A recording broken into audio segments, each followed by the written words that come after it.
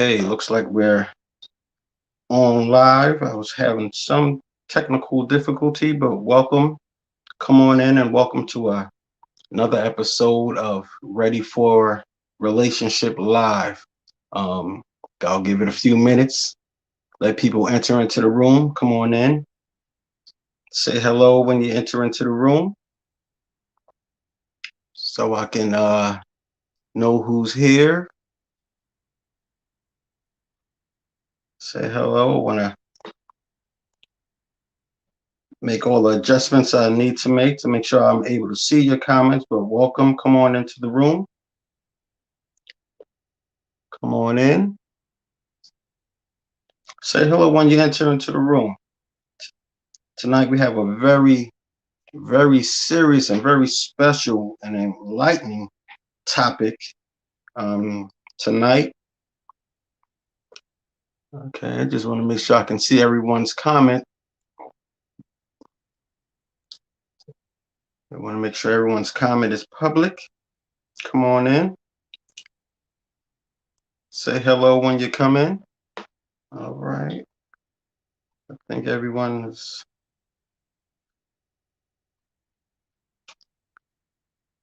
Okay.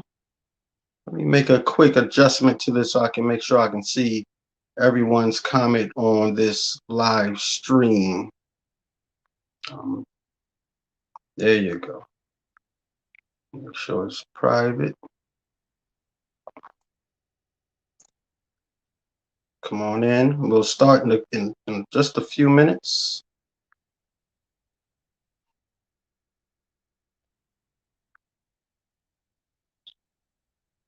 Start in a few minutes.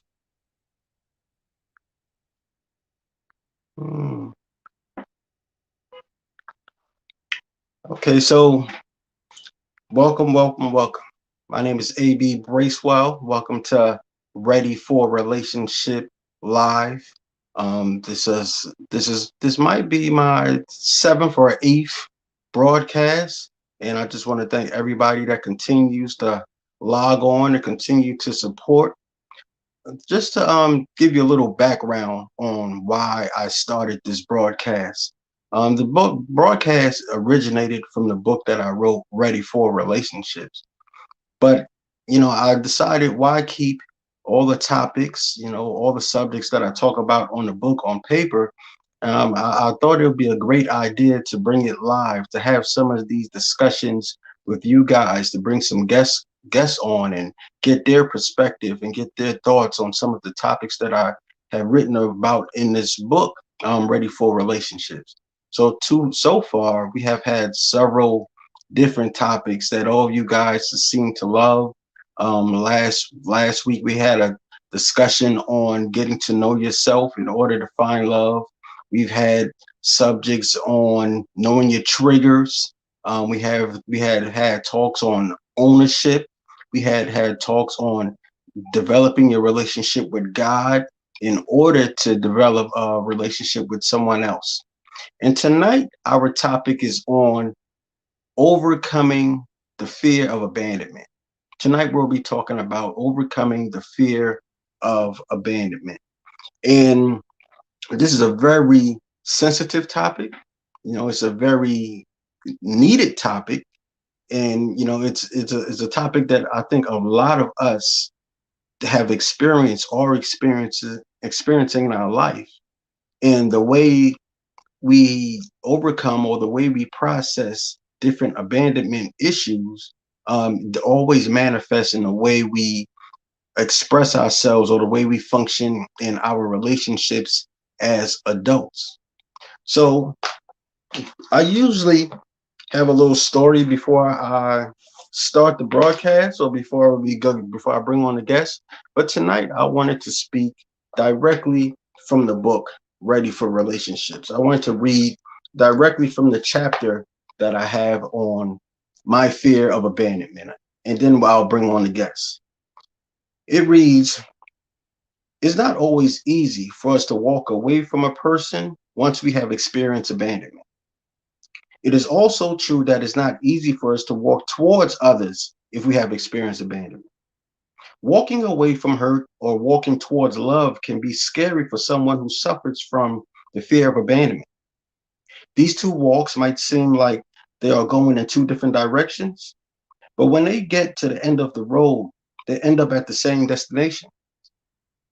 Individuals that have a fear of abandonment respond to relationships in one of two ways.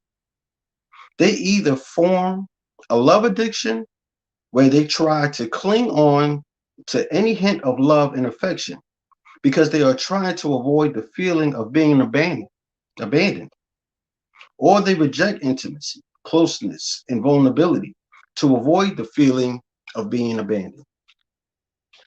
Two different roads which take us to the same destination of fear. So tonight I've have two special, very special guests that's gonna come on here and they're gonna talk about their experiences with abandonment, how they overcame it, and hopefully give us some tips on how we can overcome or some abandonment issues or how we can help someone else overcome abandonment issues in order to be ready for a healthy and positive, prospering relationship. The first guest that I have tonight is a dear friend of mine. Her name is Kendra Fowler. Kendra is an author of multiple books. When she comes on, she can give you all the names of her books. I know I have um, a signed copy of the her first book, I believe, which is entitled the, from mess to ministry. Oh, she can give you the exact title, but she's the author of many books. She has her own Facebook broadcast about being a virtuous woman. She can give you some information on that. And she just recently has put her foot into the real estate business.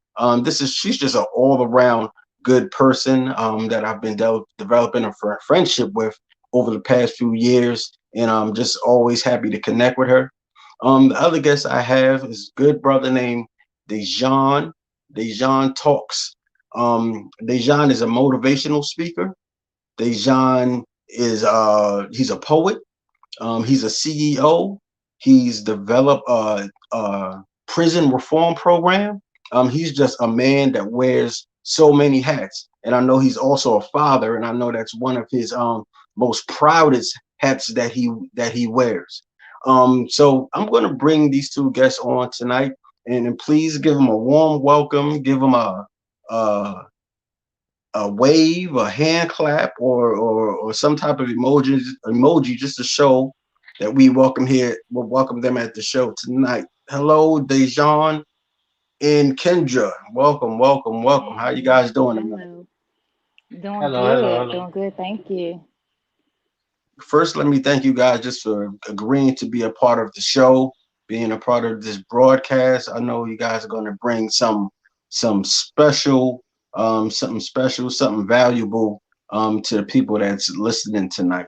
Um, I know I probably didn't do the greatest job of saying the title of your book, Kendra. So please tell us a little bit of about yourself, the book that you've written, or the books you've written, I should say. Sure. Thank you again, Adama, for having me. It's always a blessing when we connect. My name is Kendra Fowler, and I'm a teacher. That's what I do. I teach adults. I teach medical assistants. I've been a medical assistant for about 16 years. And so I've been teaching for about 5 years. So I teach adults at a couple of different colleges in my area. I'm from DC. I've been here all my life, born and raised. I have a daughter. She just turned 15. And so I'm an author, and the name of that first book, most people can't say it anyway, Adam, so I don't hold that to you, but hold it against you. But it's Pain, Promiscuity, Purpose from Mess to Ministry. So it's just about the pain that I endured, my promiscuous years, and then finding purpose in that pain and even the promiscuity. And so I write books, and I just started publishing other authors. So my ministry company is my publishing company is called Ministry and Writing LLC. And so I publish other stories of people who have a story that of something that God has done in their life. So, if even if it's somebody watching today, you might have a story or an idea you want to talk about maybe your testimony. I help people bring that book to fruition. And so my other books, and I guess I can name them later, but I have three other books that I've since written since that first one. Okay. Well, thank you for being part of the show. Thank you, Dejan. No problem. Um, Pretty simple. I think you did a pretty good job with introducing me. Again, for everybody that don't know me, my name is Dejan Talks. Pretty much what AB said earlier. I'm heavy into to simplify what I do in a nutshell is I solve problems for my 16-year-old self. And I believe that one of the biggest issues in our society is creating an avenue for the younger versions of us and the problems that we were facing that we couldn't get the help for. And we can go back in time and give advice to that person and create different avenues for that person. We'll probably be in different space in our lives currently today. So I made it my objective, and it comes in, as you stated earlier, multiple avenues. And that's pretty much what I do. I just have a heart for helping people, and that comes in, like you said, it comes in different hats. Right. Yeah. Thank you. Thank you for being a part of the show, brother. I'm glad you took some time out of your busy schedule to talk about this very important topic that we're going to be covering tonight. Overcoming the fear of abandonment. And, I have heard both of you guys' stories. I've read your stories multiple times. And I felt like you guys would be the perfect people to bring on here to help us to explore and to dive into this topic. So first I would like to give you guys the floor, just to give some of the people that don't know your personal story, give them a description or synopsis of your personal story, what you've been through, and then we'll take it from there. Ladies first, or I'm sorry, Adam. Are you able to make your post live? It looked like some people trying to see it, but I'm looking at it. It's look like it's just available to your friends only. Are you able to make it public if you go to your yep, page? Okay. I sure can. Okay. There you Gotcha. go. All right, I just did it. Okay. Gotcha. Sorry about that. No, that's okay. I was trying to figure out what was wrong with it. Okay, Yeah. but go ahead, go ahead, Oh, you want me to go first? Oh, yeah. I'm sorry. ladies What was the? first. Okay, you basically wanted I us think to kind of talk yeah, about our this story. good. Mhm. Okay, sorry about that. So again, my name is Kendra, and basically my abandonment started.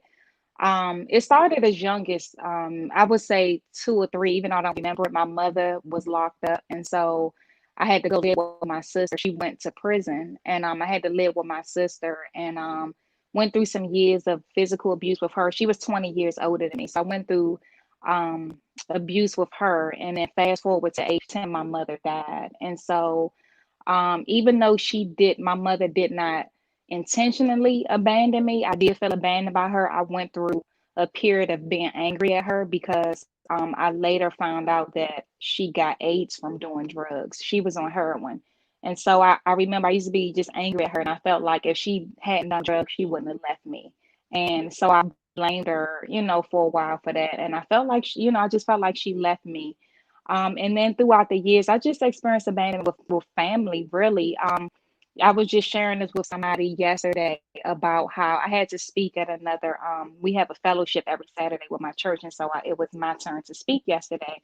And I just talked about how, a lot of times we often say we don't know what we did wrong in certain situations, right? We always say, well, I don't know what happened, and ultimately we did something, right?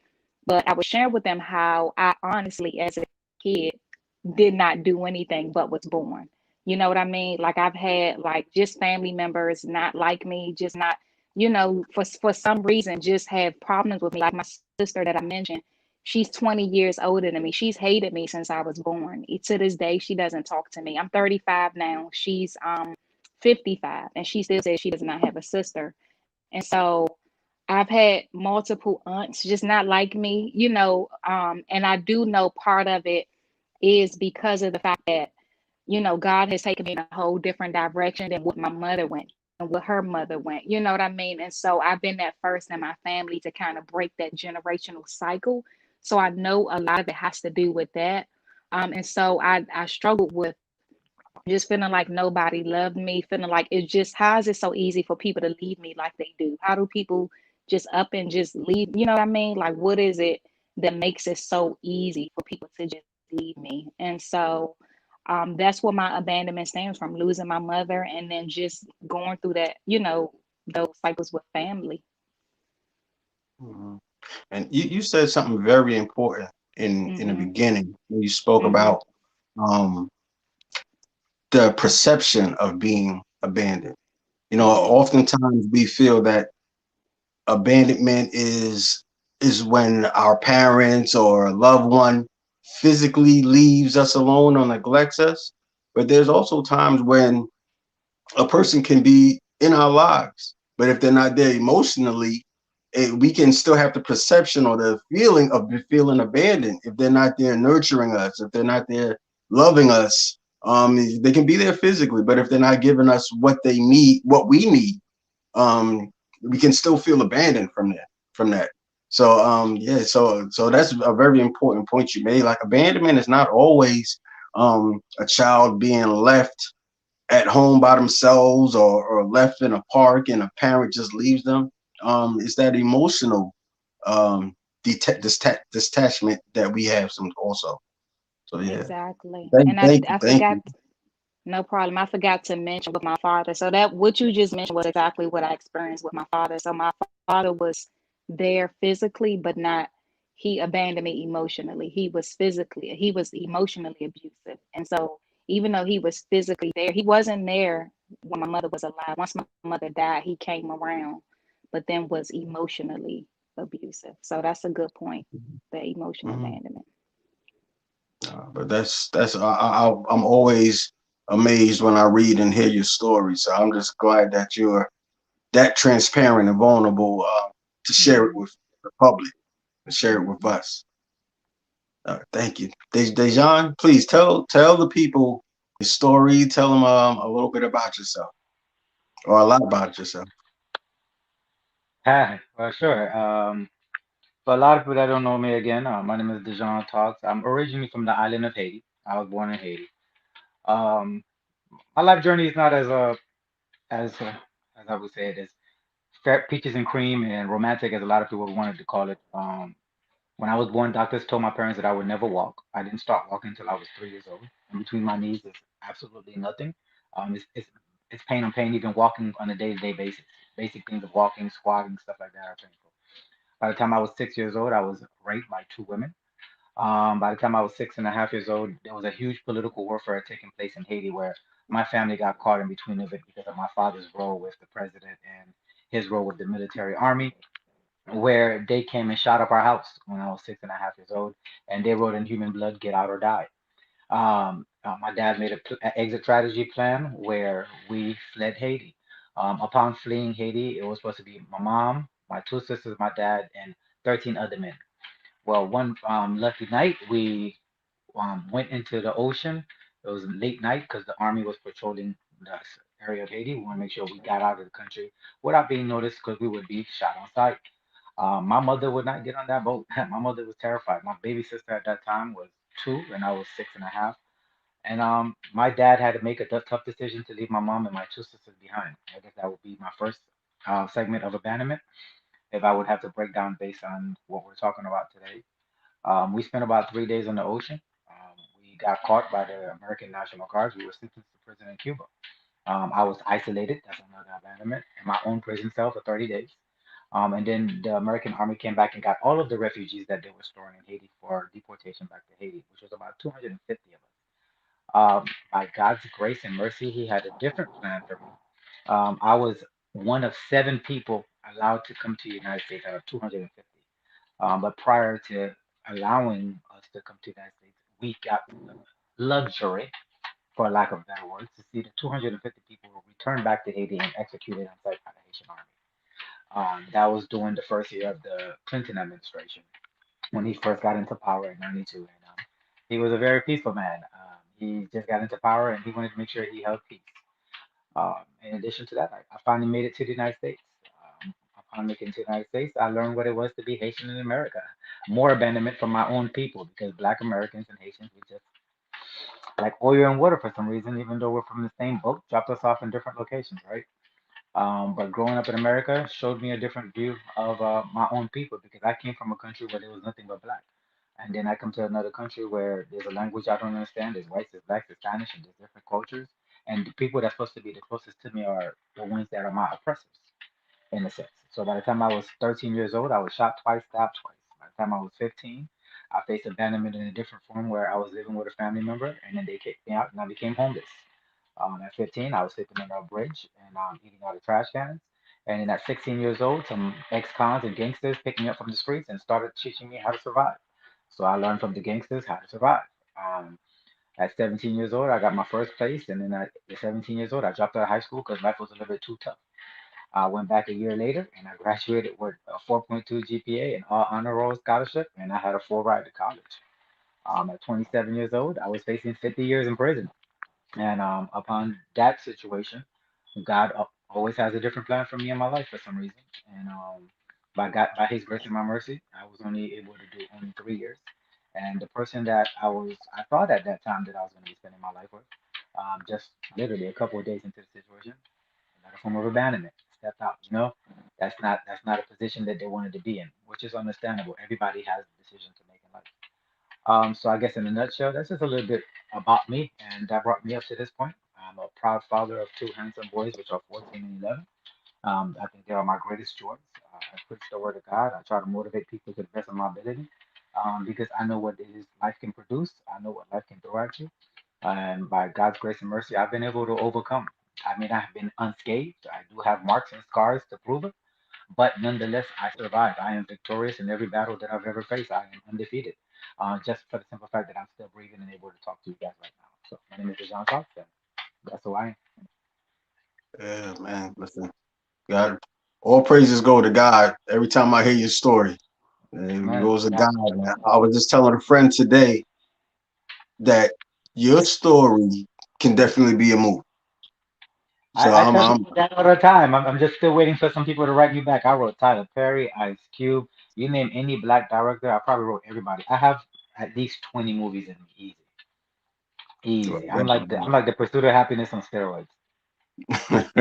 yeah, that's definitely a movie, and I also want to thank you again for being so transparent, Thank you. being vulnerable enough to talk about something so personal. But I know you do it because you know your story can motivate other people and it can help others. So just thank you for your testimony, thank you for your story, thank you for you and Kendra. Well, So there's let's before you continue, there's a stigma in our community. That's why I do it, especially amongst black men. We're not allowed to speak or be vulnerable. Shut up, man up, don't cry, don't do that. That's a mental slavery that's been embedded to us since we were kids. And we don't know how to break from that. And it's impossible for the black man to be vulnerable because his parents never taught him how to be vulnerable. And when he's with a woman, he can't be vulnerable. So we have to be strong and brute all the time. That's a fallacy that I would like to break with every time that I open my mouth and allow men to understand I am very strong. No man's ever going to challenge me. I'm a very strong man, but I can also be transparent at the same time. thank you. I appreciate it, and I definitely agree with that.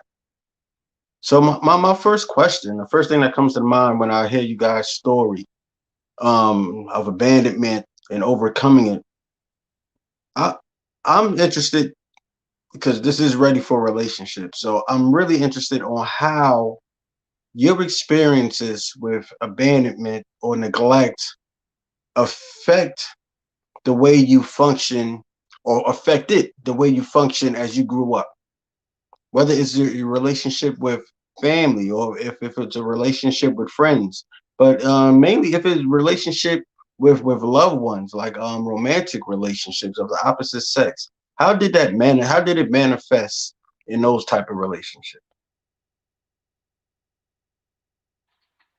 I'll take a stab at it first. Um, I am lucky enough to have seven sisters. I'm the only guy, but I didn't grow up with any of them. It was just me and my father. And like I said, my father was a very militant man.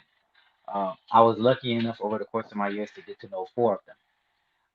But the relationship has never felt like family because we just so far off and we never knew each other. Um, that situation that I expressed to you about prison.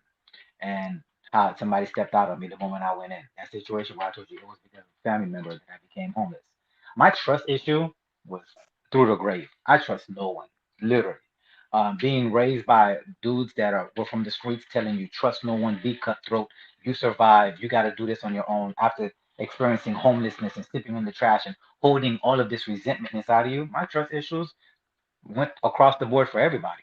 I trust nobody because I was living on what's called survival instincts.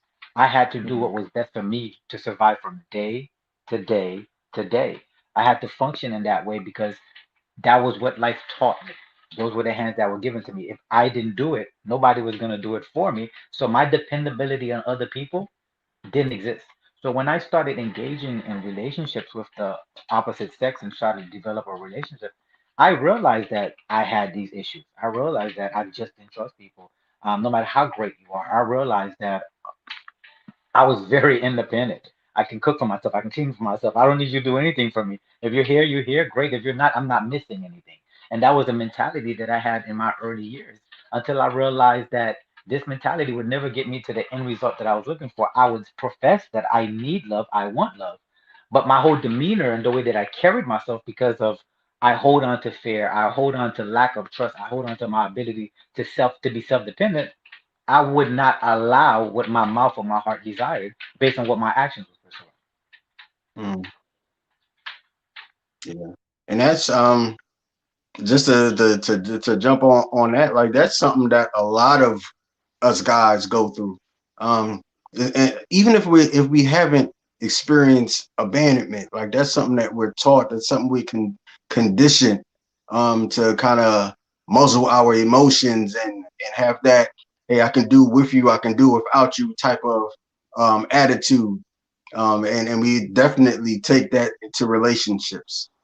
So I can Yeah, imagine for those of us that have experienced abandonment, like it's on like level 10. yeah, and then we don't realize a lot of these things subconsciously creep into our lives without us knowing, because we're constantly building and we're constantly evolving. But what shapes us and forms us is our experiences and our environment, and we fail to realize that. And as much as we don't want to allow ourselves to be a certain type of person because we have this heart that desires something, but unfortunately, the influence sometimes outweighs the desires of the heart. But if we're not very careful and we don't pay attention to that, it we can spend 20, 30 years later chasing what the heart wants, but the desires were so greater because of what you have built that you can never meet the demands of the heart because you keep pushing everybody away. Yeah, yeah, Hmm. yeah. Kendra, tell Yeah. us about how did your experience with abandonment, or even if a perceived abandonment, affect the way you functioned in relationships when it came to men? It's funny because I was actually opposite of trusting. Like I've always been like kind of naive. Like I trust too much. Like I trust people in general. And I'm still kind of like that. Like I tend to trust people until they prove to me that they can't be trusted. And so that has caused me to be let down a lot. And not even just in relationships with men, but just in relationships in general with family.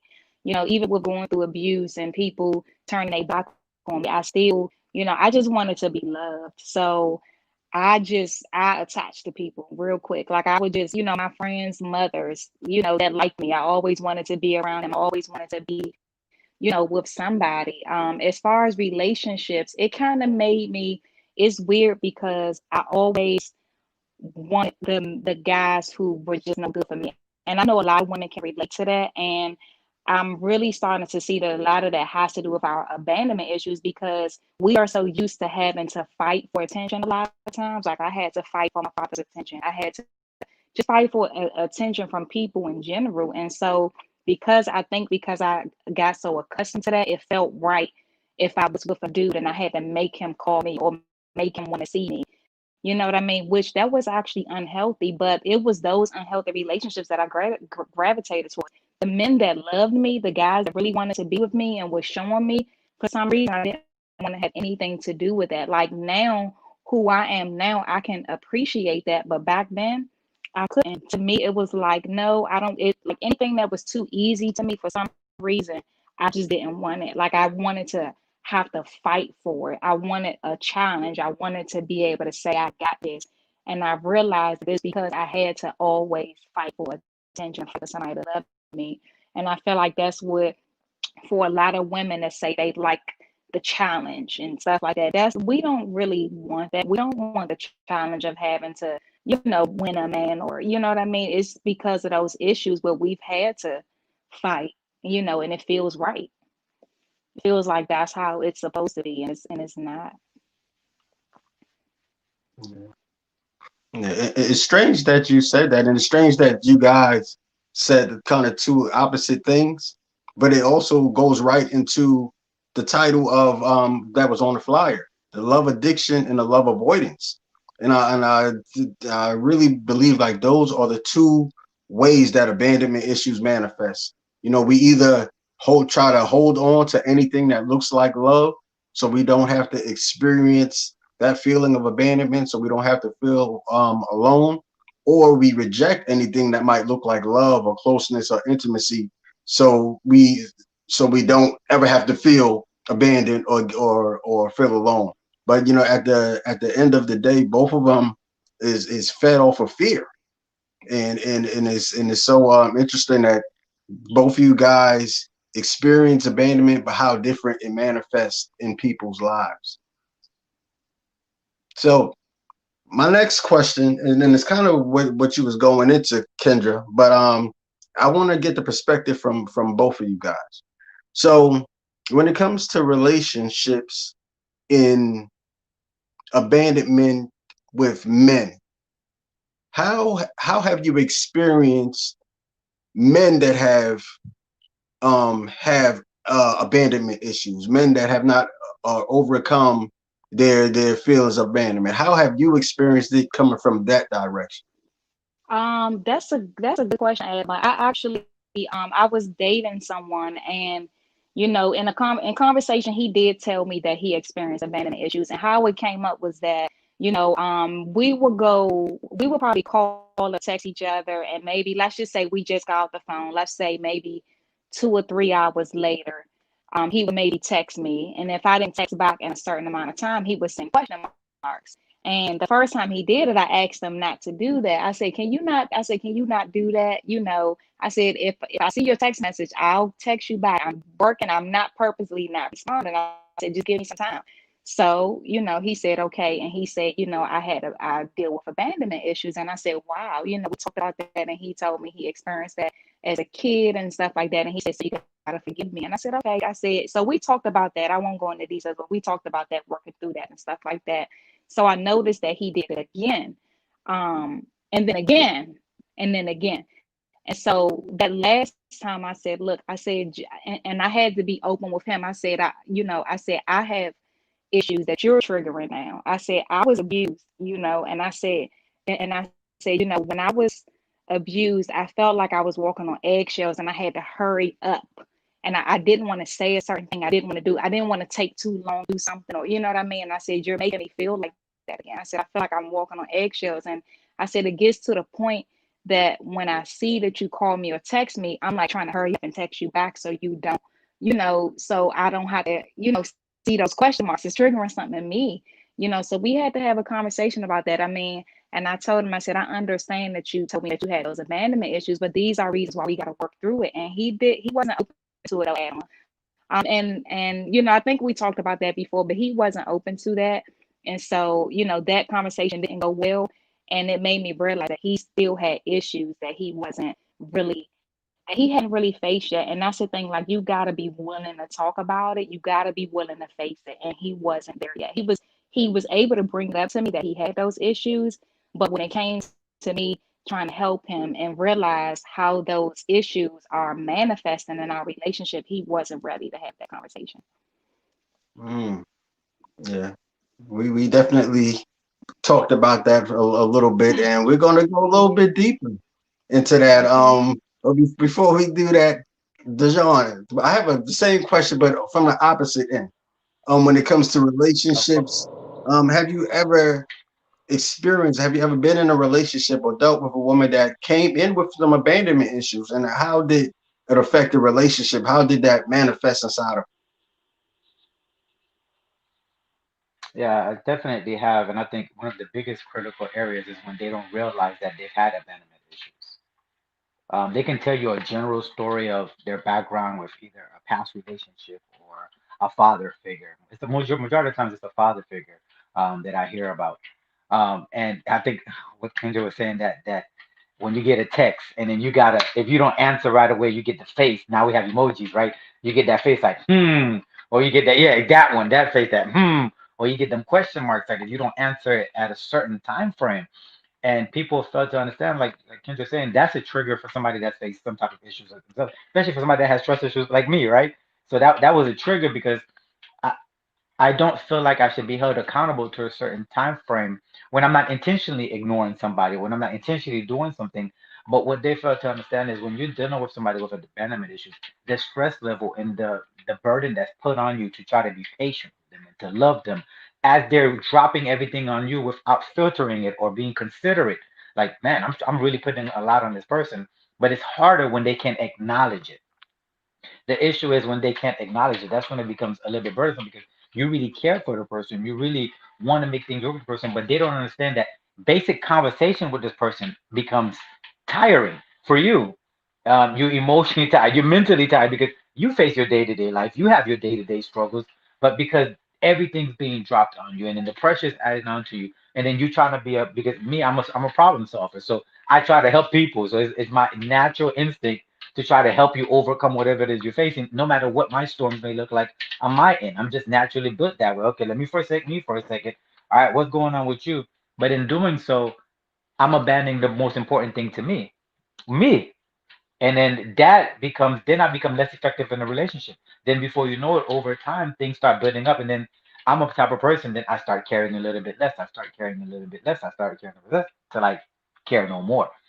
And I realized that was a pattern. So for me, when dealing with somebody with abandonment issues, it's emotionally and mentally taxing on a person because especially when they don't even realize that they are dealing with something because people, especially in our community, very prideful. We don't want to talk to nobody about a situation. We don't want to see no therapist. We don't want to go talk to somebody else. We want to deal with it, but we never really deal with it. Hmm. Yeah, I can definitely relate to what you're saying. Um, and hey, I've been in a quite a few relationships with I think women that dealt with abandonment. And what I realized, I often say that my fall from grace is hard and fast for some reason. And I think a lot of it comes from the type of women that I've been in relationship with, where they come in with high expectations. They come in with almost idolizing. I don't want to sound, I guess, almost idolizing me in a relationship because for the first year, 2 years, 3 years, things can be really good. And I think they have a hard time seeing that this guy is actually human and he can possibly do wrong or make a mistake or hurt my feelings. That when that does happen, that my fall from grace is hard and fast. And I think they might look at me in that way because of the picture that they create in their own mind, not having a father figure or some type of male mentor in their life where they can see that a man can be good, but he can also make mistakes.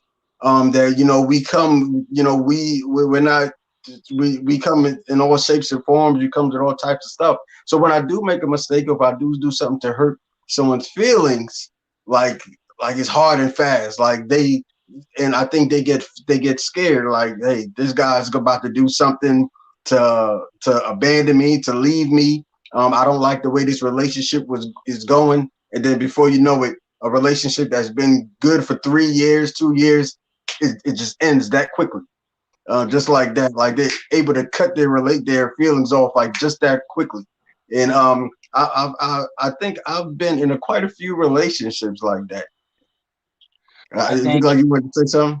yeah, man, you hit the nail right on the head, especially when you have a platform, right? Say you're doing this platform right now, and you're supposed to be right now to a lot of people an expert on relationships.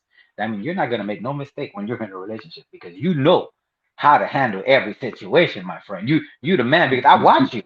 I watch you, Mhm. and when I'm watching you, I applaud you. I love how you handle this. I love your responses.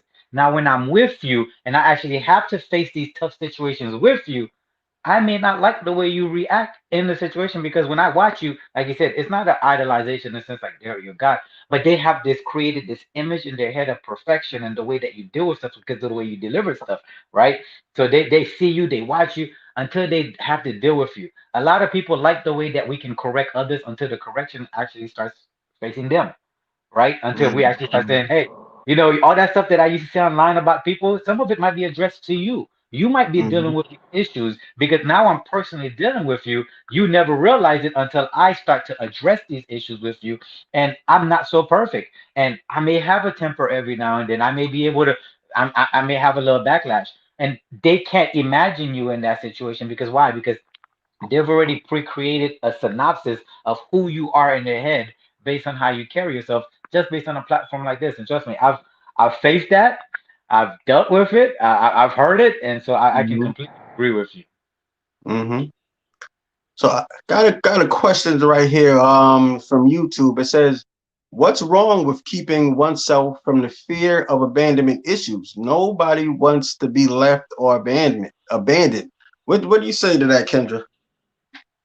I What's would say, I would say, definitely nobody wants to be left or abandoned ever. You know, that's a human emotion to want to be loved. Like we want to be loved. We want to belong somewhere. So that fear of abandonment, it's when it becomes to is when it begins to affect the way you handle yourself in relationships. Like we just talked about, expecting too much from somebody. You're draining that person. And a lot of times people with abandonment issues, they tend to be clingy and needy. And it's not fair to that other person. You know, it's one thing to have healthy expectations in a relationship, right? In a healthy relationship, I expect you to call me or text me or whatever, but I don't expect you to, do that at the expense of your business or the expense of your children. And you know what I mean? And so that's when it becomes an issue. So having of that, I'm not exactly, the question is kind of throwing me off a little bit, but hopefully I was able to answer that. It's not the issue of it being wrong to have a fear of abandonment because nobody wants to be abandoned. It's when it begins to negatively affect you in ways that's unhealthy, especially in relationships. Mhm. Mhm. If I had to take a stab at the question, I'll target it two ways. First, let's look at it from a spiritual perspective because you know God's my basis. So the Bible says, "For God did not give me a spirit of fear." So to be living in fear is to be living in isolation, to be living in prison, to be living with a spirit that captivates you. You allow yourself to get to a point where you allow all your hurt, all everything that you've ever faced in your life, not to say, "I demand this type of reaction from you, this type of mindset, this type of foreseeing." So when you living in fear, you're not living in your rightful way of thinking because now every little thing is critical. It's like she was saying earlier, you walking on eggshells. So your expectations are no longer unrealistic. Now, to protect oneself is a natural human reaction. It's naturally for us to want to protect ourselves. Who does not want to protect themselves? But you have to set realistic boundaries and expectations. The key word here is realistic. When you're living in fear, you don't have realistic expectations because your senses, everything is heightened, and every little thing becomes what we call the word that you've been hearing around a lot today is a trigger. So everything becomes a trigger. So for me, it's not the fact that we want to just throw ourselves out there to the wolves to get hurt. Obviously not. But once you know what you're willing to settle for and what you're not willing for, and you have those parameters and those standards, you know if the thing fits into your standard and your parameter of what you're willing to deal with and not. But to live in a mindset of fear, I believe that that's always going to be a setup for downfall. And we have to be careful what words we're using because even though we may not mean certain words, but our brain don't understand the difference and it reacts to what we say, not what we mean. So we really have to structure what we're saying because as the mouth speaketh, so it shall be. So you have to be careful how you say things because what you speak is what you will reap. So that's how I would answer that. No, that's perfect. That's perfect from both of y'all. I got another comment which is kind of like a question. And I know you guys have probably heard the term trauma bonding, when people get together because they both have experienced some type of trauma in their lives and they connect off of that.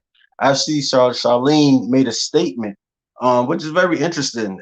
She says, imagine two people in a relationship with abandonment issues, and then she's basically saying, two people that both have experienced the same type of trauma of abandonment.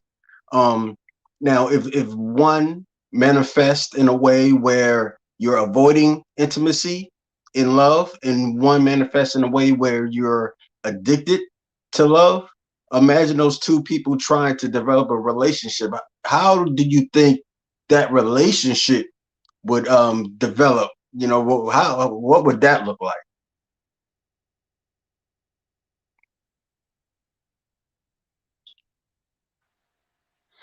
That relationship would look like it needs therapy first. That's what it would look. That's exactly. No, I'm being as frank as possible. That No, relationship, it needs self work. A lot of times we fail to understand that we have to do the work in ourselves first before we can. If you can't see the value in yourself to love yourself and overcome certain situations, it's going to be very hard to love somebody else. It really is. And you know, we talk about Gary Chapman's the five love languages all the time, but unfortunately we don't even know what our love language is. So I'm pretty sure one person doesn't know that they're clingy, and another person doesn't even know that they're running away from love. But that's just who they have built themselves to be. So if you don't even realize the issues that lies inside of you, you can't solve them because both of them will never acknowledge their issues. They're gonna always do what we do today, still to that the blame game. Oh, it's your fault that this happened. Oh, it's your fault, and we're still doing it today. From Adam and Eve to 2020, we're still doing the same old tactic, the blame game. Why? Because nobody wants to hold themselves accountable and work inside themselves to make sure that you're whole. Nobody's ever going to be 100% perfect. I'm not. I never preach the concept of 100% healing or 100%. That's not a reality for me. But I do believe in that day by day, step by step, we get closer to who we want to be, and by doing so, then we can little by little filter people in to the position that we want them to be in our lives. So for me, the very first word that came to my mind with that scenario is if they really want to make it work, therapy. Because between them two, they're going to have too much friction. So they need an outside third wheel to be able to come in and give them some insight.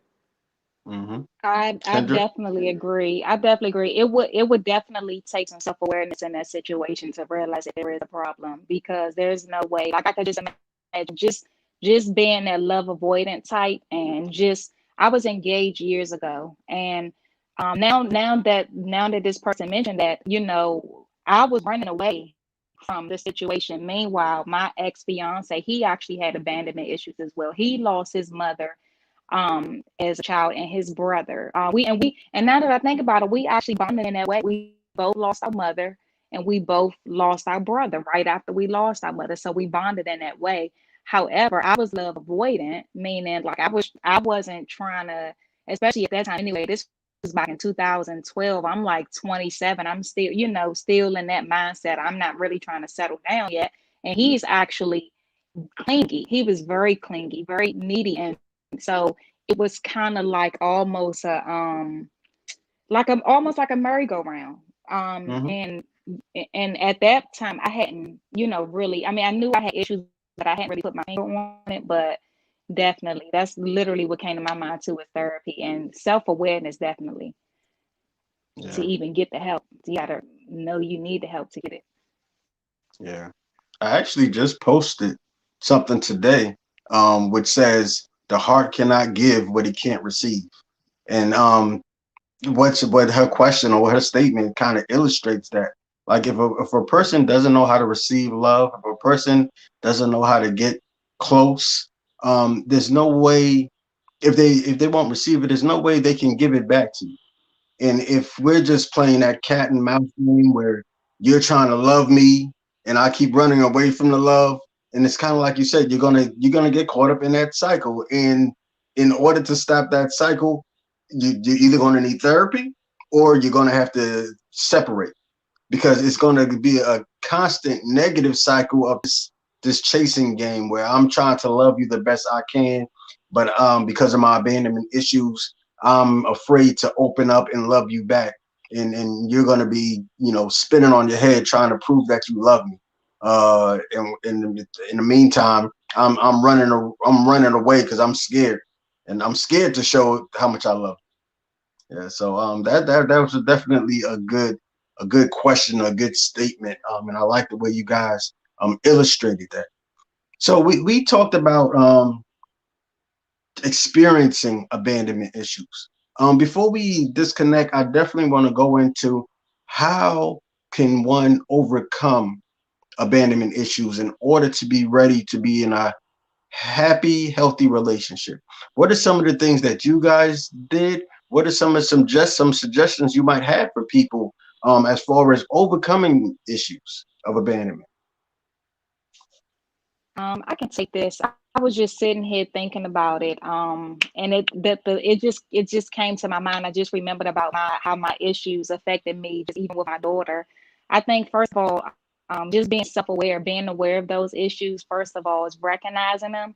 I started recognizing my issues with my daughter. She's 15 now, but I recognized that I had abandonment issues. When I realized how afraid I was of losing people. And I believe that that's why you mentioned it just now, Adam. I think that's why I was running. Like it was weird because I wanted love, but I was running from it at the same time because I was so afraid. I had Mm, lost so many people that I was afraid to get too close to somebody and lose them again. So when I had my daughter, and you guys can relate, both of y'all are fathers, y'all have kids, that love is so intense that you have for your child, you can't explain it. And it was like it was too strong, and I was so afraid of loving her too much and then losing her. And I remember like mm, when she was little, it was moments that I would literally, and this is how I started recognizing it. I would literally be, maybe we would be playing and hugging or whatever, and it would just feel too good, and I would put her down, like just in that moment, like when I mm, realized it was feeling too good. And so it was really during that time when I started realizing that I had issues because it wasn't her fault. Like, and she probably in her little mind, she probably wondering like, why mommy putting me down, And so it's so important to recognize those issues and then just begin to be aware of yourself in those situations. Because I'm aware that I have these issues in those moments, I literally try to make a conscious decision because that's what it really comes down to, because it's not natural. I have to, until it becomes natural, I have to consciously just say, you know what, if I recognize I'm being like this because I'm afraid, right? Or because, I'm clinging on to this person. Like and when I say clinging on, I would cling on to like parents, people, mothers, and their fathers because I wanted them to love me so much. And so when I realized I'm being weird, you know what I mean? I need to like, bring it back a little bit and not be so, you know, um, so intense. I guess that's the word I can say. But just being self-conscious, first of all, I would say self-awareness, recognize it, and then being conscious in those moments to when you realize that those issues that you have, because everybody has issues. We all have issues. We all have things that happen to us in our childhood, even in our adulthood, that is contributing to who we are right now. So it's recognizing how those things contribute and then just consciously doing something about it, because we can't keep making an excuse of this is what I went through, so this is why I am the way that I am. At some point, we have to learn to, yeah, accept this is what happened, but I'm going to do something different. I'm not going to do the same thing my mother or my father did to me. I'm going to do something different with my child. So mm. that's my 2 cents on that. Oh, no, that's good. That's good. If I had to answer your question, it's my AAA slogan, right? If you break down on the road, call it AAA. So my AAA expression is acknowledgement, accountability, action. So I believe those are my triple A's to overcoming any emotional trauma or abandonment issues that you have. So triple A, account acknowledgement. You have to first acknowledge that you actually have something that you need to work on. Nothing starts without acknowledging. You can't resolve anything till you first say, you know what, I have these issues that I need to work on. Hold yourself accountable to the decisions that you make from that day forward. Don't use them as excuses. Accountability. We like to use our pains as excuses for our actions. We can't allow our pains, our past, our traumas, what other people did to us, to now excuse us to act certain ways when we're in relationships. That is not fair to the person that you're with. Last, action. Action meaning you must take action towards what caused you that discomfort, what caused you to be in this mindset, whether it's addressing that person, going back to what we swept under the rug, um, things that we try to erase so that we never think about it until something triggers us because we can never really forget because the brain never forgets anything, right? So you have to actually face it head on. And a lot of times that we face some things that are so traumatic with people that are so close to us that were supposed to be our protectors, people that were supposed to be there for us. They were supposed to be our gods, our superheroes, and they were the ones that put us in these situations. We can't face them, and until we can actually face those people, face those obstacles, face those hurdles head on, we can't never face ourselves Mhm. because we're always living in fear, like that quote before. We're always living in less than. We're always living in unrealistic expectations. We're always living in running. And we don't understand why we react the way we react because we've never faced the issue. We never took the action to go face it head on. So for me, triple A, you broke it down on the side of the road emotionally, triple A, acknowledgement, accountability, action. Mm. Triple A. I like that. I like that. I That's gotta an write that down. Ah, yeah. so that's what If the I could, emotional. You're welcome. You're welcome. I'm gonna try to type that in the comments. Maybe somebody that's or maybe somebody else can write that down. You said accountability, Accountability. No, action, no, no, no. Acknowledgement, Acknowledgement. acknowledgement, acknowledgement. accountability, action.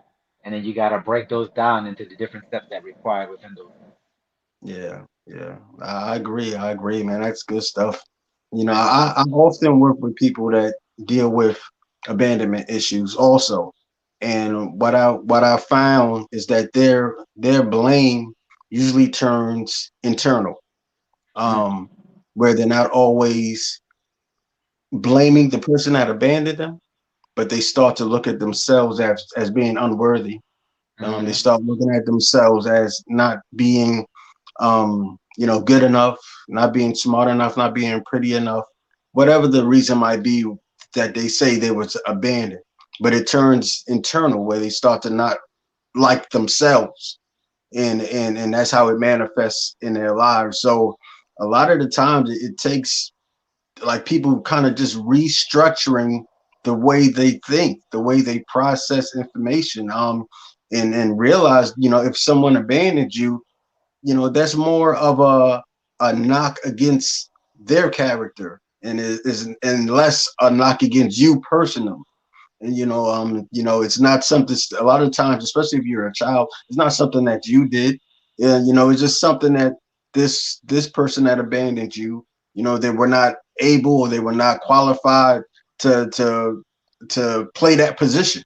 But I see a lot of people turn it um, internal, and they start beating themselves up, and that causes them to avoid or to get that addiction to love, because instead of you know figuring out who they are as a person, and building their own self esteem, they start looking outside themselves to other people to do that stuff, and it starts looking like love addiction or love avoidance and stuff like that.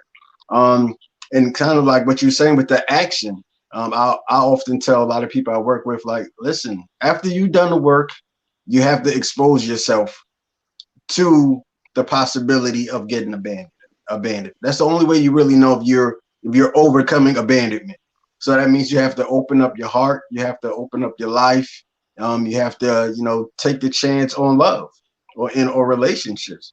Because if you continue to have that guard up, have that wall up, you will never know if you really overcame those issues of abandonment, because you have yourself wrapped in co- that cocoon, that safe cocoon where no one can get in, or you can't even let yourself out.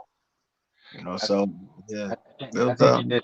I think what you just said is extremely important. I think you hit it dead on the head, and a lot of people don't want to acknowledge that. So I acknowledge it for them. The end result of my abandonment was the exact expression that you just shared. I always look internally and be like, why am I not good enough? That was always my end result. Whether it was Right. a failed relationship or verbal abuse. Why did I allow myself to stay in a situation, a relationship that I knew I was being emotionally, mentally, and verbally abused for so long? And I'm telling myself mentally, exit, exit, exit, leave. But guess what? I'm remaining. I'm staying, and but at the cost of who? At the cost of me, because I never saw value. And people would see me. I'm well dressed up. I look good. I always have a suit on. It looks like on the outside, it looks like everything's well put together, right? Mhm. Externally, everything's well put together, but mentally and emotionally, nobody has ever invested into me. This is what your worth was until I obviously until I met God. But I never had a mother to tell me, son, you're this, you're that, because I didn't grow up with her. I had a militant father that was always he was strict. He was militant. So it was pop, pop, pop, and that's it. So never had I had value because my life always told me, all right, get rid of him. He's homeless. Dispose of him. Well, I guess I didn't have much value to keep me, right?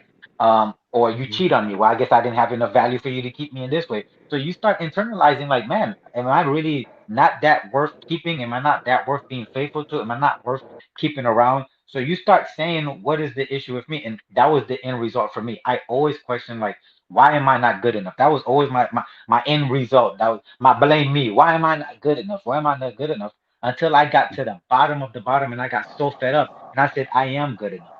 And I started telling Mhm. myself, I am good enough. I started affirming to myself, I am good enough. I started writing it on mirrors like these women, I am good enough. And start telling myself, I am good enough. And then I met Jesus and he says, you're more than good enough. You know, and Mhm. Yes. it takes something or someone along the course of life to redefine to tell you you are amazing. What are you talking about? Because sometimes we can't see how amazing we are because we haven't even been told that in our community. Yeah, yeah. Nah, Yeah. you're Wow, absolutely that's right, good. and I agree. And that's really good. Kendra, I know that probably was my last question, but something that Jean just said sparked a question in my head for you, Kendra. Mm-hmm. Um, for a young lady or a woman that has experienced abandonment, what does she do, or how does she find that covering of a man if she from a man if she hasn't had a good relationship with her father, if she didn't grow up in a community where the man was protective, um when she starts to get into relationships and she needs some another man to advise her, another man to hold that man that she's with accountable, where does she how does she find that, or where does she find that? Because a lot of the times us guys, you know, we can do some things, so we need the men in a woman's life to help keep us accountable. But if a woman never had that relationship with her father, or even have those type of men in her lives, what does she do?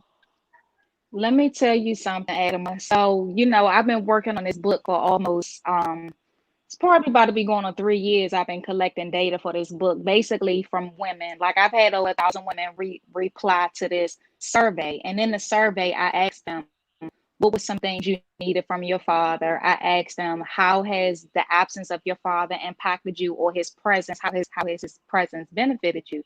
And this is something that I'm working on. And I just say that to say that I'm actually reaching out to other women to answer that question, because I'm actually still in that process. To be honest, Adam, I don't have that male figure. You know what I mean? Like I have uncles, but I don't really necessarily, I don't really have an uncle that I could just go to and talk to. Like I've never had that male. I've had my father, put it like that. Hmm. He's been there, but I was just talking. I was on a live earlier today with my sister at 5 o'clock on the Fabric of Family, and I was just talking about how I never been able to cry on my father. I had that experience last year when I was going through something, and one of the men that go to my church, he's like a father figure to me. That was actually the first time that I was actually able to be held by a man in a father capacity and be held and just cry. And so I cannot even answer that question because I'm still in that process of trying to figure that out, because I don't have that, you know. Hmm. So But it sounds like you found it a little bit with the man from your I found it in church, God. I found, oh yeah, and, yeah, yeah. Yeah. And and then found finding it it in in God, God. like I literally have to rely on God for everything. He's a mother to the motherless, a father to the fatherless. Hmm. Ultimately, that's who I get my strength from. And so that's really the advice that I can give, is to lean on God, because ultimately he's gonna come from those places that nobody else can comfort anyway. A lot of times we look for a certain comfort or a certain void to be filled by other people that only God can fill. And that's one thing that I can't answer, going around searching for a void to be filled.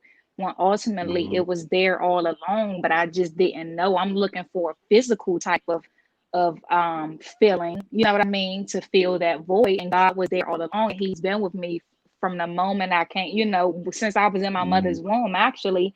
You know what I mean? And it took for me to realize how present he's been. When I looked at my life and I realized every little moment, even going through the abuse and everything that I went through, that he was there. And so that ultimately is where I get my strength from.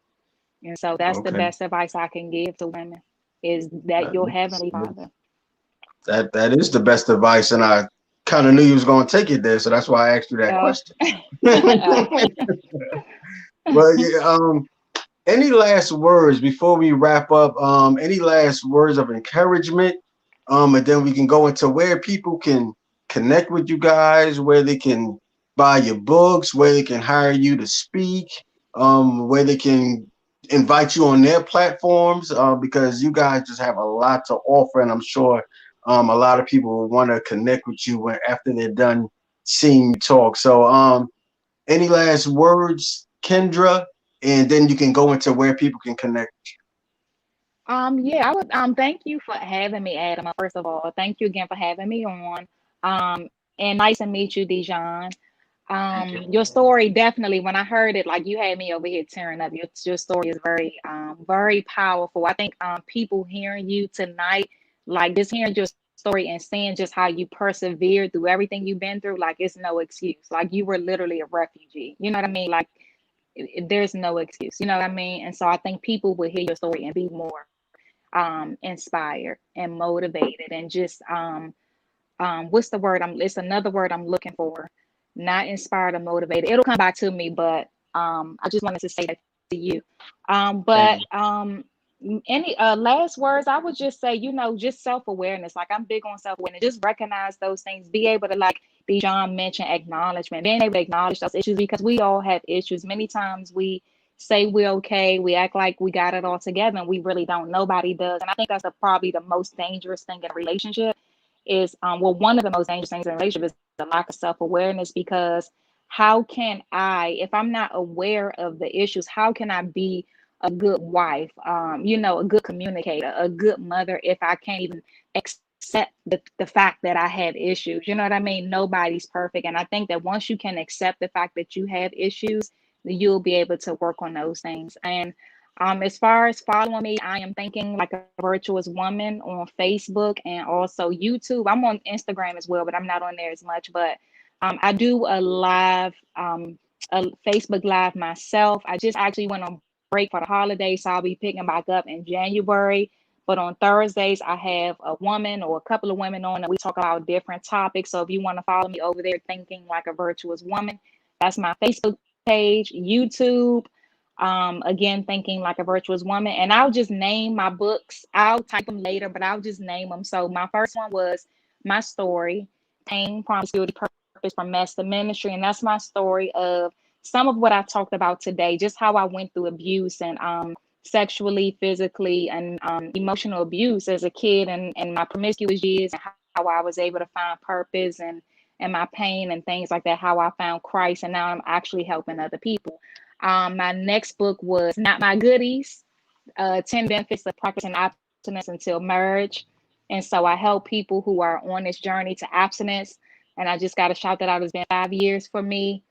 And so that's a whole nother story in itself because in my book, Pain, Promiscuity, Purpose, I talked about the addiction that was there. So if anybody is on a abstinence journey or maybe wants to get on an abstinence journey and having trouble, or maybe even want to know why should I even practice abstinence at all, my book, Not My Goodies, is on Amazon.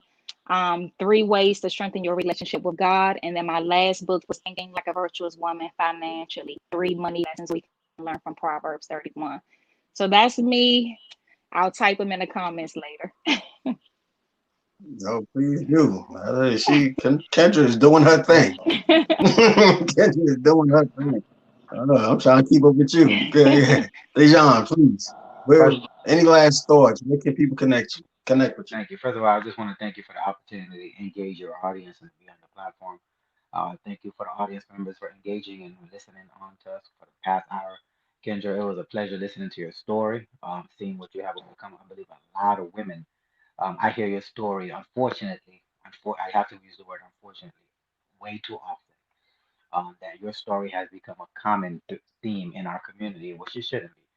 But because it is a common theme in our community, and you are willing to be vocal about it, a lot of people can be healed from your ability to vocalize your pain and be transparent. And I believe that is extremely needed because a lot of women, unfortunately, they don't have the strength because they're too weak. They don't have the strength to be able to overcome and vocalize it to other young women because they're still dealing with their mess. So I think you're going to be a great weapon and a great tool for a lot of those women to be able to overcome. Um, my message, if I had a couple to give tonight, would be it's okay to cry. I believe a lot, especially for the men, we're not hearing this enough. It's okay to cry. Sometimes we try to be so strong, we hold on to so much things, self included. My message is always targeting me first, by the way. It's okay to cry. You don't have to be Superman or Superwoman. You don't have to be strong all the time. Let it out. It's actually very therapeutic to cry. A lot of stress release when you cry. Secondly, is my message would be is you are not a victim of your circumstances. You were created to overcome them to be an example for somebody else. That's my own personal slogan. So that means you are not a victim of your circumstances. So we have to get out of the victim mindset. That's the first step. You are not a victim of your circumstances. You were created to overcome them so you can be example to somebody else. The same way the three people are here on this panel, that's exactly what we did. We realized we're not victims. We realized that we're overcomers, and now we're being examples for somebody else. I believe if we can have that mindset of victory, even in the hardest season, every day will be a win for us, even when it don't look like it, but eventually it will be. It's very easy to find me. I'm very uniformed. I'm very militant. Dijon talks everything, just like it's written up there. Facebook, Instagram, YouTube, email, website, everything. It's very uniform. So it's pretty simple to find me. You just type in Dijon Talks on your .com or email at gmail.com if you want to talk to me. Um, I would love to engage with you guys more often. I think I'm a pretty decent speaker. Hopefully, you guys can agree. I would love to engage in your next conference. Maybe you guys can bring me on as a motivational speaker or just a speaker to speak on different subjects, or maybe host your event. There's another side to me that's not so serious. I'll get you crunk. I promise you. Put a mic in my hand and you see a whole different side of me. But I just want to thank you again for the opportunity, and I look forward to engaging with you guys in the near future. No, thank you. And I want to thank both of you guys for being a part of it, part of this broadcast. You've definitely brought some much needed value in just your experience, your knowledge, and your advice to those that have listened. And I encourage those that didn't have a chance to sit through this to watch the replay. There's definitely some nuggets dropped, not only in the advice that they gave, but if you listen to their stories, you can learn something from that. If you listen to what they've been through, yeah, as you know, or if you don't know, if you happen just to stumble upon this live, my name is AB Bracewell. This is Ready for Relationship Live, and as I said in the beginning, this broadcast was inspired by a book that I wrote, which is actually called Ready for Relationships. You can go to my website, Ready for a Relationship, or you can find it on Amazon if you want to purchase it. Or you can just connect with me if you want to conversate, or maybe you can be a future guest on my broadcast. I have a lot of things that I plan on doing in 2021. I want to put together workshops. I want to put together a conference. Hopefully, if the world opens back up and we're able to touch and meet face to face. So if you have it in your heart to donate, I have had my Cash App right there all day. So that'll just help me further build this ministry and do things that I want to do in order to help people build happy and healthy relationships. That's my goal. Getting people ready for the person that God has for them. Through whether it be talks like this, conferences, or therapy. So you can also hire me for that. So that's it, guys. I appreciate it. I hope everyone has a happy and a Merry Christmas. Enjoy your families, enjoy yourself. This will be my last one for the year. So when I see you in 2021, Have a happy new year. And once again, Kendra and Dejan, I just thank you guys for being a part of the broadcast. Enjoy your families over the holidays. And you know, don't spend too much money on those gifts. Not. But yeah. I'm the same way. I'm the same way. Santa I'm Claus got glad. COVID. Santa Claus got Mm, COVID. He ain't coming up. Mm-mm. yeah, and I'm glad I can't find the PS5. They on back order, so I Mm. had to tell my son we're gonna get that next year sometime. There you But go. thank you guys. I appreciate you, and let's stay Okay. connected. No All problem. right. Alrighty. Thank See Y'all y'all. have a Good good night. night. All right. All right.